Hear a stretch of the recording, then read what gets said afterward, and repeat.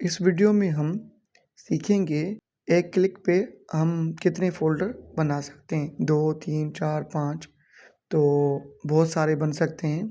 सबसे पहले आप अपने कंप्यूटर पे सर्च करेंगे, जो भी आपको नोटपैड मिलता है, नोटपैड प्लस प्लस वहाँ पर जाएँ, वहाँ पर टाइप करें एमडी और जितने भी आपको फ़ोल्डर बनाने हैं जैसे कि ऑफ़िस का मैं बनाता हूँ, ठीक है? उसके अलावा डेटा, उसके अलावा कोई मैं फ़ाइल का भी बना लेता हूँ, ठीक है? रज़ा, ठीक है? उसके अलावा मैं अपनी जो है यूट्यूब का भी बना लेता हूँ और उसके अलावा जितने भी आपको फ़ोल्डर चाहिए आप राइट करते जाएँ।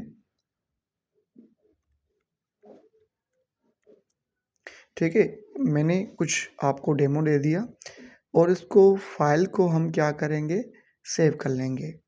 फ़ाइल में जाएँगे, सेव एज़ करेंगे और हम ये सेव करते हैं एक फ़ोल्डर में जिसका पहले ही नाम है क्रिएट फ़ोल्डर। आप डेस्कटॉप पे भी कर सकते हो, आपको जहाँ पर भी मर्ज़ी हो वहाँ पर भी आप सेव कर सकते हो और इस फ़ाइल का आप कोई भी नाम रख सकते हो।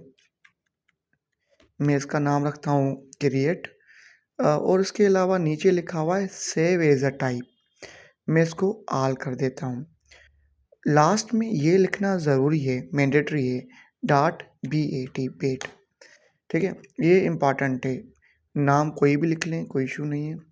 डॉट BAT लिखना लाज़मी है, इसको मैं जैसे ही सेव करता हूँ, तो मेरे पास एक फ़ाइल आ जाएगा क्रिएट के नाम से क्योंकि उसका नाम ही मैंने क्रिएट लिखा था। अभी जैसे ही इसको मैं क्लिक करूँगा, तो कुछ ही सेकंड्स में जितने मैंने उसको नेम दिए, उतने वो फ़ोल्डर बना लेगा।